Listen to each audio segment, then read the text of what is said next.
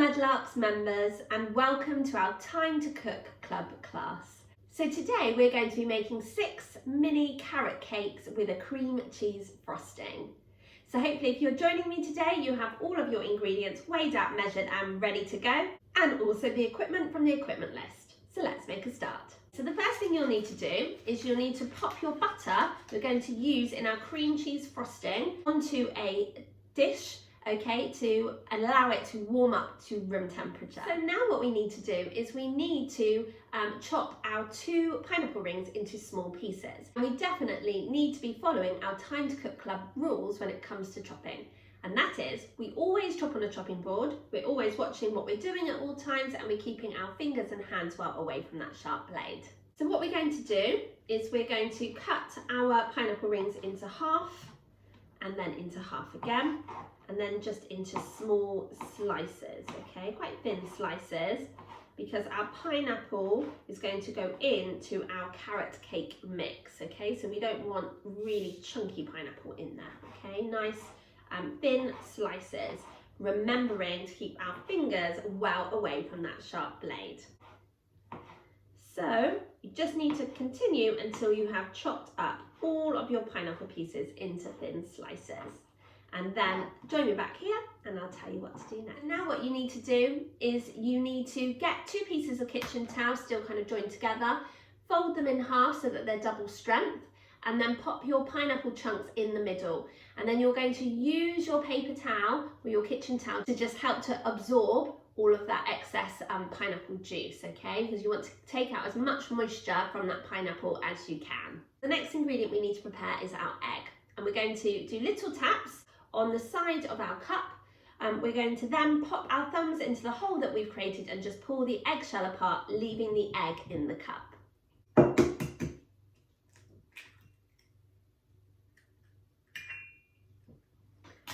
Now, if you do have any raw egg on your hands, it's really, really important that you go and wash your hands. Now what we're going to do is we're going to beat our egg with a fork until the egg yolk is all mixed in with the egg white, okay? So to beat your egg, what you're going to do is just pop your fork into your cup and then wiggle your fork around really quickly, okay, until the egg yolk breaks and then mixes in with the egg white. The next ingredient we need to add is our 4 tablespoons of oil, okay? You can either use vegetable oil or sunflower oil. I'm using sunflower oil, and whenever we measure out any liquids or any flavourings or spices, we always do so over a separate bowl or cup, and that way we won't ruin the rest of our ingredients if we add too much. So we're going for 4 tablespoons. So that's 1, 2,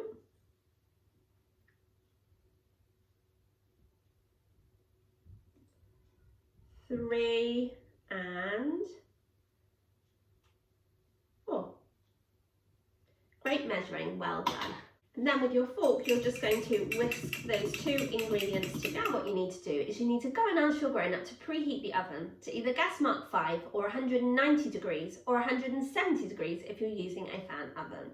The reason why we need to preheat the oven is to make sure that the oven is at the perfect temperature for when we're ready to pop our bakes into. Into a clean mixing bowl, we're going to pop in our self-raising flour. And self-raising flour will actually help your cakes to grow or rise in the oven. You're also going to add in your caster sugar.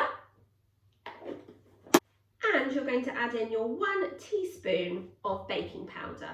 Now again, that will help your cakes to rise up in the oven. And it is 1 level teaspoon, not a heat teaspoon. So when we're measuring out our baking powder, it's a really good idea to just use the top of the inside of the top of your baking powder pot to just scrape down the top so that it is even on top.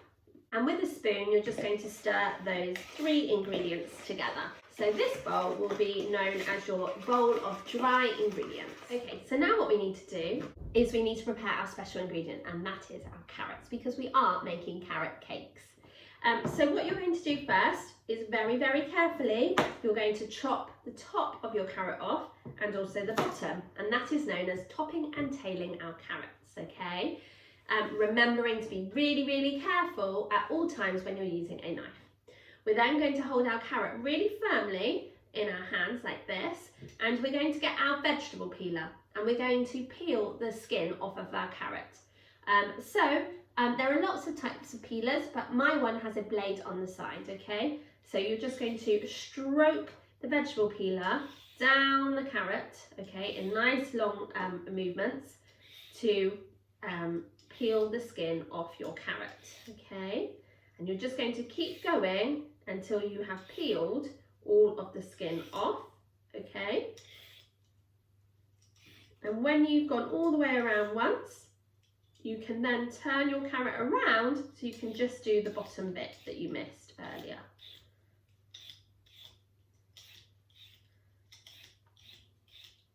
Once you've done one carrot, you're going to do exactly the same with the rest. So don't forget to top and tail your carrots before peeling them very carefully with your vegetable peeler. Remembering that the blade on a vegetable peeler is just as sharp as the blade on a knife.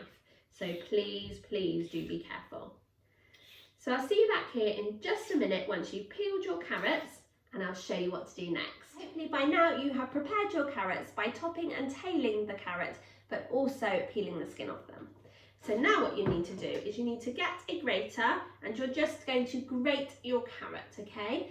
Now if your grater has a thick and a thin grate on it, you want to be using the finest level of grate, okay? And we're just going to stroke our carrots up and down our grater, okay, until the carrot starts to come out the other side.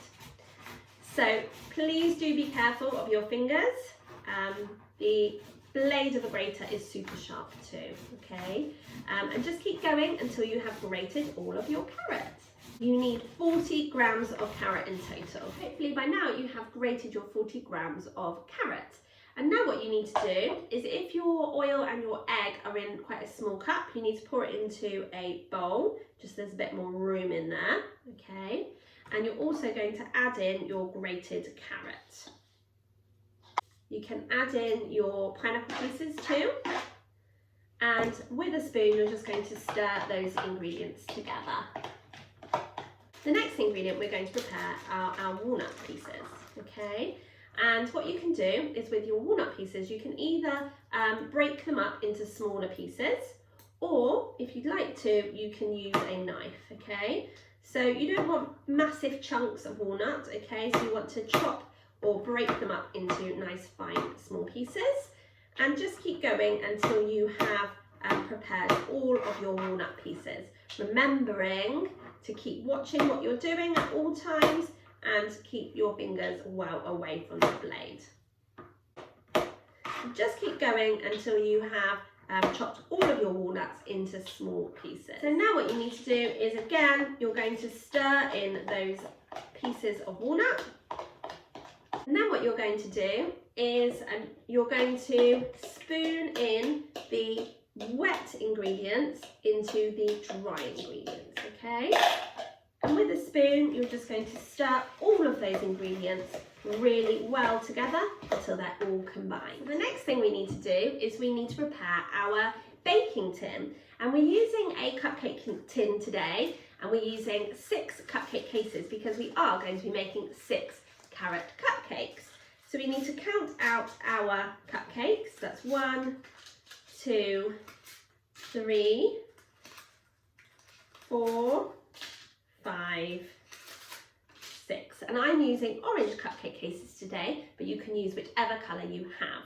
Don't worry if they're popping out the tin a little bit. As soon as the mixture's in there, it will help to weigh down the cupcake case. And then what you're going to do, give your mixture one last stir. And what you're going to do is you're just going to put a spoonful of mixture into each cupcake case, okay? Start off with a spoonful, and you can always go back and top them up afterwards. If you spill any mixture on your tin, it's a good idea to just wipe it off with some kitchen towel or something like that to stop the mixture from burning on the tin. And your aim really is to divide the mixture equally between all 6 cupcake cases, like so. Great work, guys. So once you've put one spoonful in, you can just divide up the rest of the carrot cake mixture between the cupcake cases. And if you have a spatula, you might want to use it now just to make sure you're getting out all of that amazing carrot cake mixture. If you don't have a spatula though, don't worry, you can just do what I'm doing and just use your spoon. And now what you need to do is you need to go and ask your grown-ups to pop your tin into the oven to cook for between 15 to 18 minutes. Grown-ups, set your timer for 15 minutes and just have a little check on what your cupcakes look like. They should be nice and golden brown on top. So join me back here once you've asked your grown-ups to do that job, and I'll show you how to make the cream cheese frosting.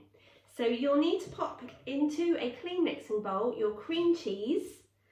You'll also need to pop in your butter and your half a teaspoon of vanilla extract, which is going to provide a really lovely flavour.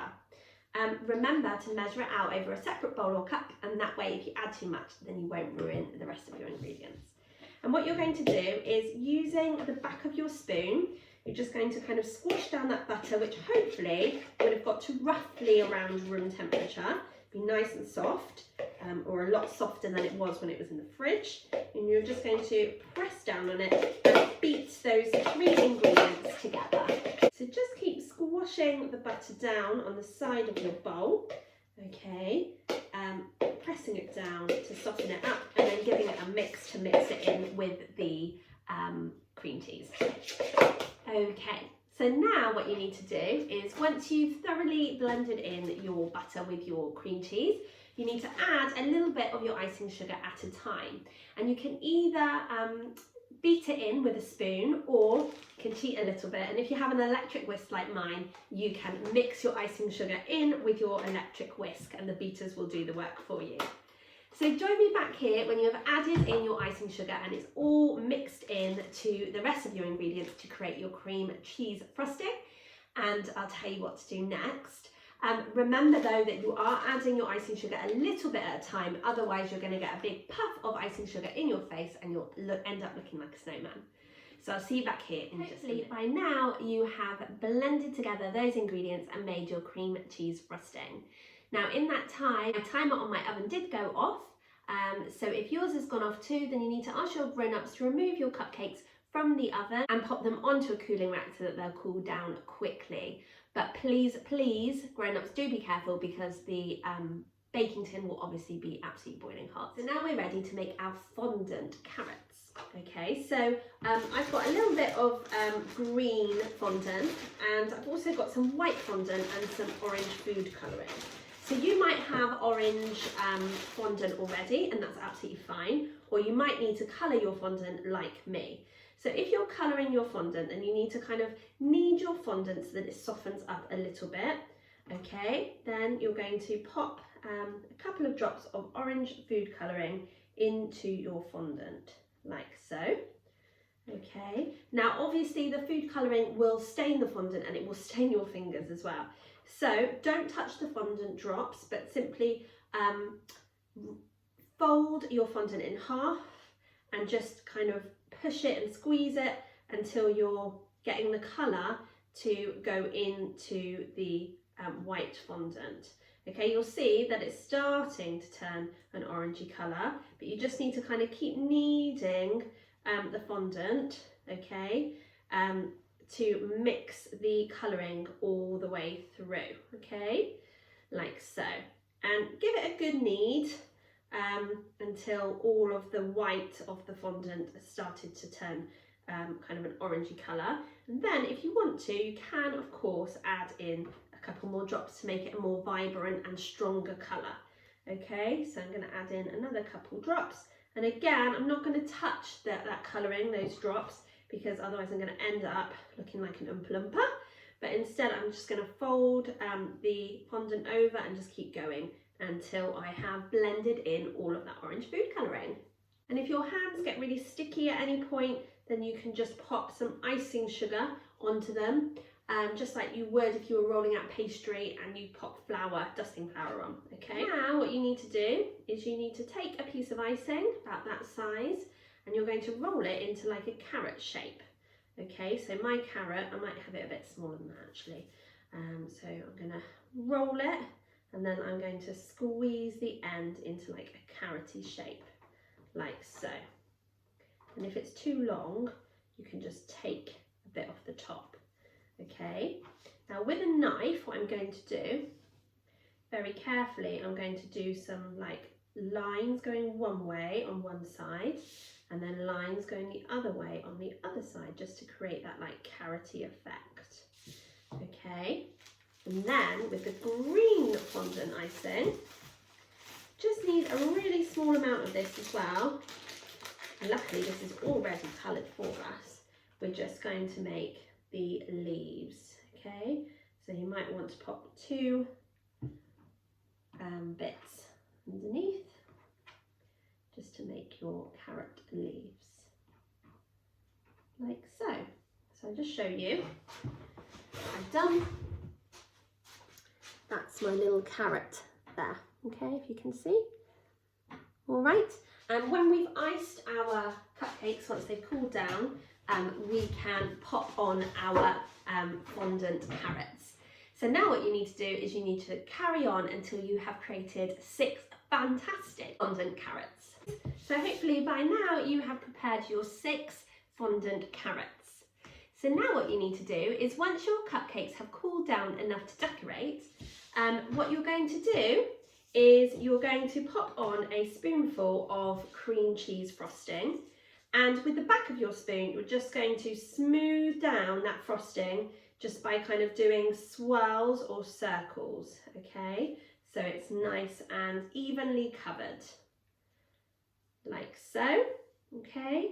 Before popping on one of your lovely fondant carrots.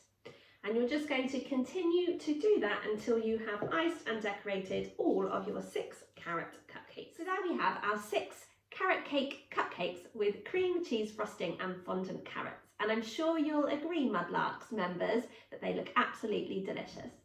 So thank you so much for joining me today. I really hope you enjoyed joining in with me, but more importantly, I hope you enjoy eating your cupcakes and sharing them with your friends and family. I look forward to cooking with you again soon. Take care, everyone. Bye.